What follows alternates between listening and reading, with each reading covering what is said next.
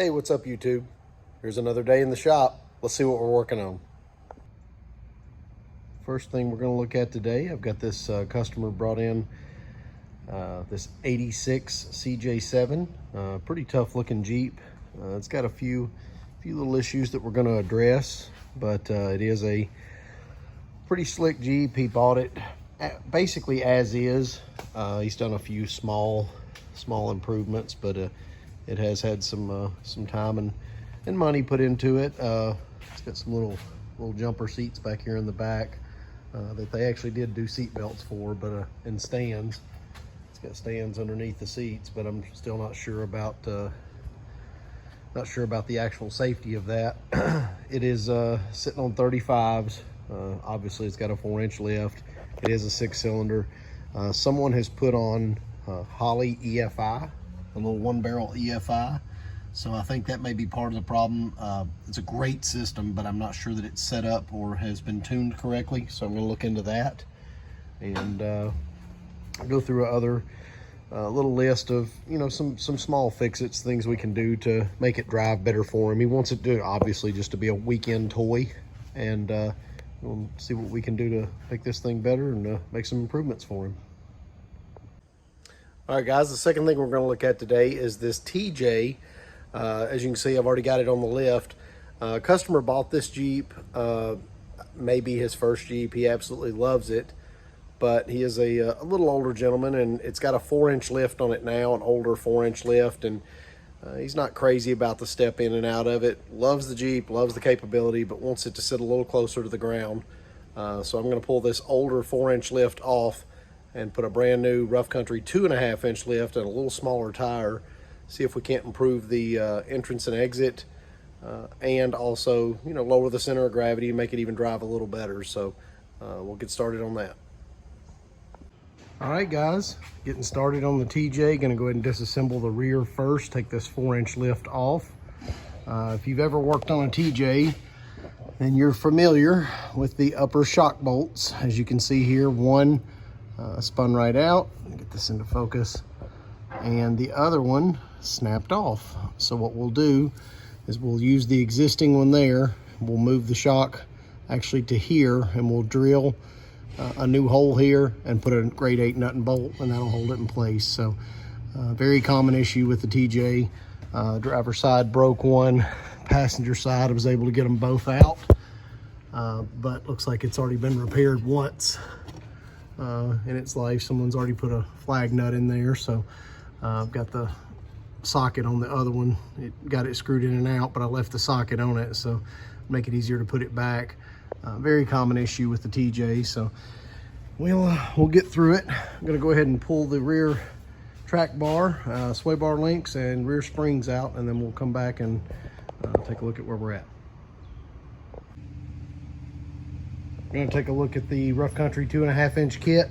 We've got the front shocks, front new 2.5-inch springs, 2.5-inch rear springs, rear shocks, new steering stabilizer to replace the stock unit. I went ahead and bought some new front sway bar links. Like, I've got a set of the stock original sway bar links for the rear. We can get all this put on and make this Jeep right. All right, got those 2.5-inch rear springs in. Got the 2.5-inch rear shocks. I actually even had a set of shock relocation brackets on the bottom, kind of corrects that angle a little bit on the TJ. Went ahead and threw those on too. So got the rear end all buttoned up, and now we'll move up to the front. All right, taking a look, we got the front axle stripped. Got the stock steering stabilizer that was still on it, even though it had a 4-inch lift. Got the springs out, got the shocks out. They were old and tired and need to be replaced, so we're going to go ahead and start getting this thing put back together with the new 2.5-inch Rough Country lift on the front, and see if we can't make this thing sit right and handle right for the customer. All right, guys, got the 2.5-inch springs in, got the new shocks installed, got that steering stabilizer installed to replace that stock unit that was on there. So I'm going to get this thing down on the ground, put a new set of tires on it. We'll take a look at those. Customer supplied these Mastercraft 31 1050 tires to go on his wheels.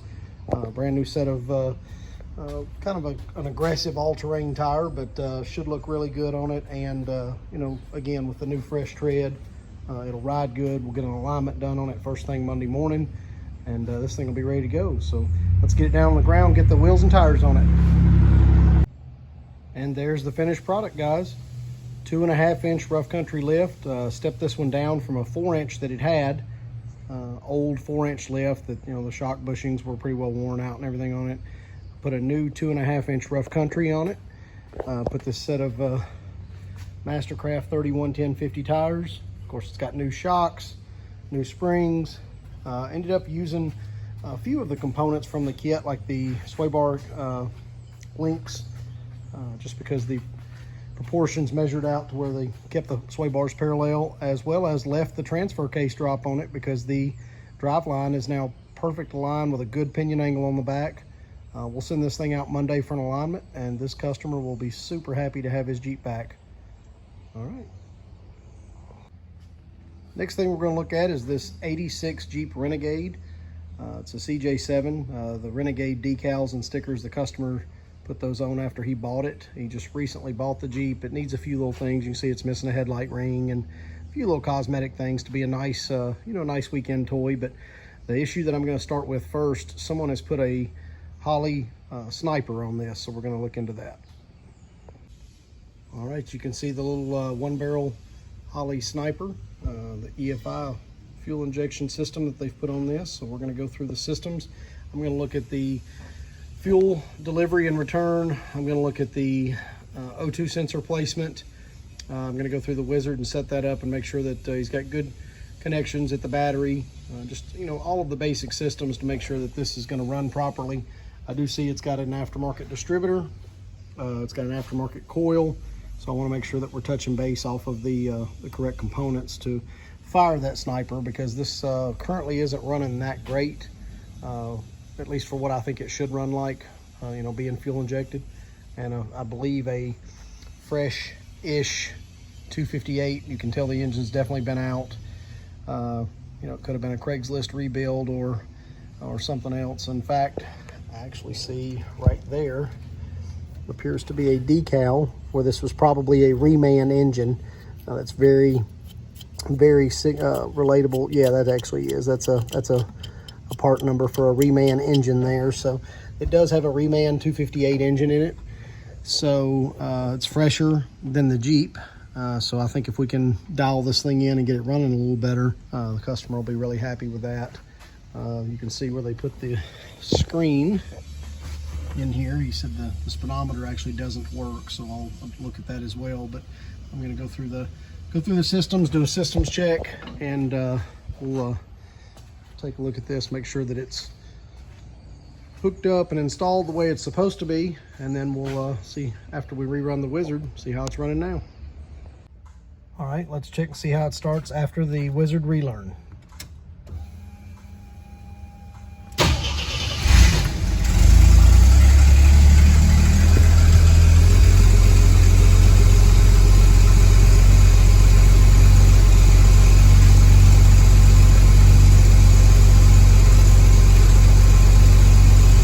It's in a closed loop state right now because the coolant temperature isn't up to where it needs to be, but the air fuel ratio is certainly doing good for a cold start, and it's idling much smoother. So I think we may have had an issue with the setup. So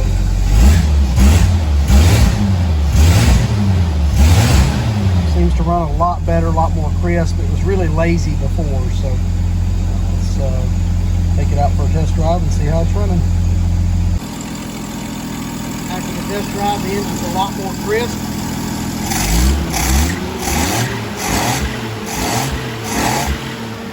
Doesn't have that dead spot or the call for hiccup that it had before, so I think it made some improvements.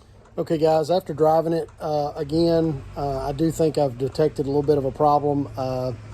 So the 258 intake on the Jeeps is a two-piece. It's an upper and a lower, and right underneath the carburetor and or throttle body there's actually a gasket that goes between them to where it lets exhaust gas actually heat the intake.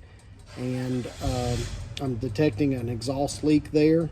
And unfortunately, whoever put this system together put the O2 sensor, I don't know if you can see it, right down there in the exhaust, which is not very far from the intake or exhaust. And if that intake exhaust leak is sucking any raw air, it's going to throw that O2 sensor reading way off and affect the way it runs. So I think we're going to end up pulling the intake and resealing it to the exhaust manifold, and I really think that's going to make a big improvement. So that's what we'll work on in the coming days for this project.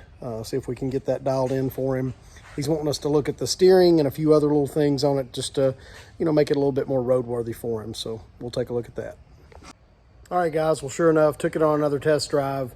The Jeep has a bit of a backfire under deacceleration, so certainly sucking air between that exhaust and intake. So we're going to go ahead and get that apart and get that fixed probably for the next video, and you'll see updates coming on that. Again, I appreciate you watching the channel.